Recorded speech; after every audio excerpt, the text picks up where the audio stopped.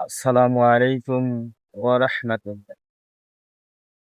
আপনারা দেখতে পাচ্ছেন যে ঢাকা মেট্রো রেল আসলে আমার আপনার কারোরই জানা নেই যে বাংলাদেশে এমন একটি জিনিস হতে পারে।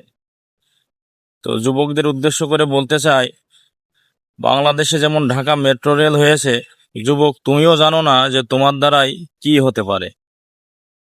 তাই তোমাকে বলতে চাই যে তুমি আগে নিজেকে সুন্দরভাবে চেনার চেষ্টা করো। যদি তুমি নিজেকে চিনতে পারো, তাহলে তোমার দ্বারাই অনেক কিছু হবে যা তুমি নিজে জানো না, কল্পনাও করতে পারো না।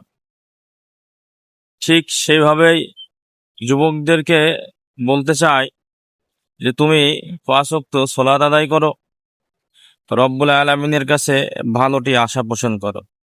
রব্বুল আলামিন তোমার জীবনে অনেক কিছু পরিবর্তন করে দিতে পারেন, যেটা তুমি জানো না, কিন্তু রব্বুল আলামিন জানে। এবং রব্বুল আলামিনের কাছে ওই কর্মগুলো অতীব সহজ। রব্বুল আলামিন কুরআনুল কারীমে বলছেন, সূরা বাকারার 20 নম্বর আয়াতের শেষের অংশ, ইন্নাল্লাহা আলা কুল্লি শাইইন কাদির। রব্বুল আলামিন দুনিয়াতে সমস্ত কিছুর উপরে ক্ষমতাবান।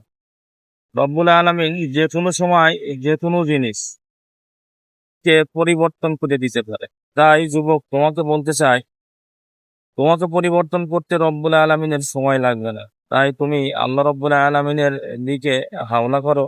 অবশ্যই রব্বুল আলামিন তোমাকে পরিবর্তন করে দেয় ইনশাআল্লাহ।